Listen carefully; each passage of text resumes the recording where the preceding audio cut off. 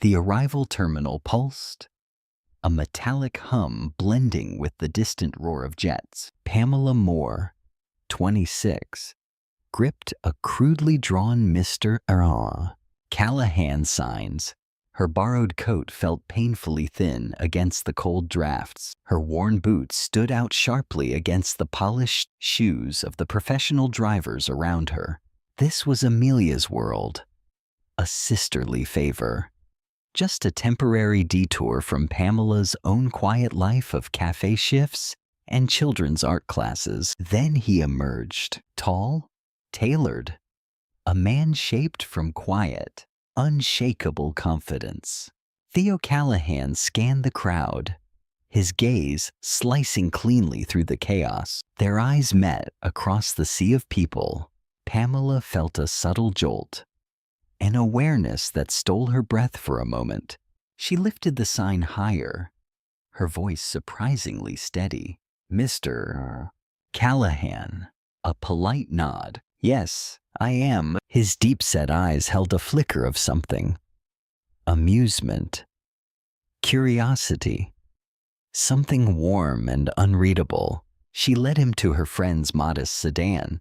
The heater sputtered awake just as snow began to fall, dusting her blonde ponytail, dusting his dark, perfectly combed hair. Silence filled the car, not empty, but thick, heavy with unspoken observations. You travel often? She asked, finally breaking the quiet. More than I'd like. His voice was low, smooth, almost a rumble. She spoke about teaching art, about macaroni necklaces, about finding joy in the messiest creations. He listened, really listened, without judgment. So different from the polished indifference she usually met. When she admitted, "Do you still paint? Just for yourself?" Sometimes, when there's time and money for supplies. The vulnerability lingered between them, fragile, honest, exposed. At the hotel, she turned to him, unsure what came next. He unbuckled, held her gaze. "It's been a long time," he said, softer now, "since I had a conversation that didn't mention money." A faint smile touched his lips. Then he was gone, leaving an unexpected warmth behind in the suddenly too quiet car. Days later, Pamela sat sketching at her tiny desk. The face taking shape beneath her pencil was Theo's, calm, observant, quietly intense. He was a puzzle she hadn't known she wanted to solve. Unbeknownst to her, in the sterile glow of his Manhattan office, Theo typed her name into a search bar. He found her teaching art at a small church in Park Slope. The next day, he was there, breathing in the unfamiliar, comforting scent of crayons. "Theo," her voice carried surprise and laughter. "I hope I'm not interrupting," he said, a small smile playing at his mouth. "I read about this place. Thought I might be interested in sponsoring a few classes. You tracked me down, though, to donate art supplies." She crossed her arms, playful challenge sparkling in her eyes. "I'm not very good at pretending to forget people." His shrug was disarmingly honest. Their words flowed, easy, yet charged. Then a little girl burst in, springy curls, pink dress, throwing her arms around Pamela. "Miss Pamela, you came back. I saved you a seat for story time." Sophie looked up at Theo, whispering loudly, "Is that your friend? He looks like a prince." Then, with the piercing innocence only children have, "Miss Pamela is the nicest person in the world. She made me feel better. When my mom went to heavens." Theo's breath caught. He looked at Pamela, at her gentle smile, at the comforting hand resting on Sophie's shoulder. Something cracked inside him, a long-held wall giving way. Hope, a feeling he hadn't touched in years, began to stir. His visits became a quiet pattern, one she found herself secretly anticipating. The vintage bookstore, the tiny tea shop, Prospect Park where she painted the skyline. You again, she'd tease. They say good taste is rare, he'd reply. Settling close, their nearness a delicate, unspoken thread. Conversations deepened, intimacy woven into shared silences, lingering looks. She told him her dream, a free art gallery and studio for kids who had nowhere else to create. He listened, storing the words like something sacred, but the shadow of his real world loomed. One rainy afternoon, she watched him step into a sleek black car, an assistant bowing low. The sight twisted something in her chest, a sharp reminder of the distance between them. Later, her laptop screen revealed the truth. Theo Callahan, CEO of Callahan Global Investments, net worth in the hundreds of millions. The world tilted. He had known her, truly known her, while she had only known a carefully edited version of him. The omission stung, sharp, bitter. She stopped answering his messages, avoided their usual places. When he finally appeared at her door, he held a worn leather notebook. I just wanted you to have this, he said quietly, offering it like something breakable. Inside, in his neat, deliberate handwriting, were his observations of her. First time I saw her, holding a Mr. Callahan sign with trembling hands, I nearly walked past. But her nervous smile made me stop. Day 5. She helped a girl named Sophie paint a sky with no clouds. I wondered if she even realized she was someone's blue sky. Each page, a quiet confession, a testament to how deeply he had seen her, how much he cared. It broke her heart, not with anger, but with the aching realization of how real this was. Then the call came. Sophie, in the hospital. A private room with a view. A nurse mentioned an anonymous donor covering everything. Inside the folder, a handwritten note. For the girl who painted a sky with no clouds. From someone who believes in her dream. Next to it, fresh watercolors. Theo hadn't begged, hadn't explained.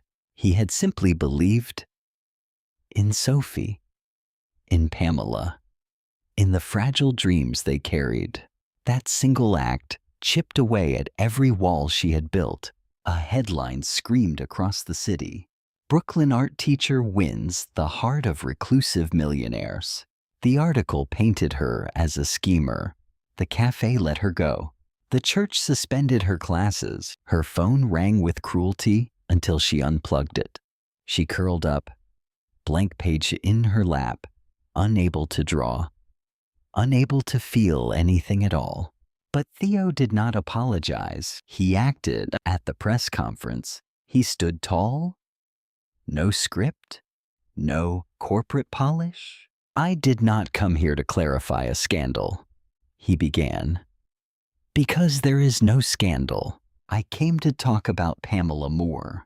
Murmurs moved through the room. She did not chase money. She did not ask for anything. She gave her time, her art, her heart, to children who had none of those things. He lifted the worn leather notebook. I wrote in here every day because I was too afraid to say it out loud. But today, I want the world to hear me clearly. He drew a slow breath.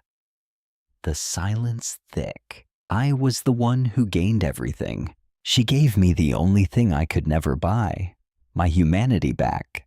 He walked away, leaving only truth behind. That evening, at the community center, Pamela found the room full. Parents, Children, volunteers, we don't believe the media, a mother said firmly. Sophie held up a drawing.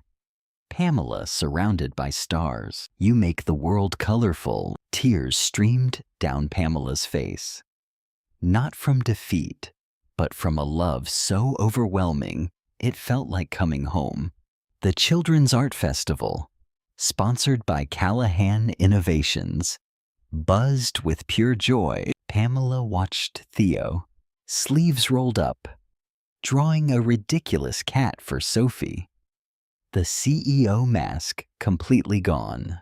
Later, he handed her a rolled painting, tied with silver ribbon. I made something for you, he said softly.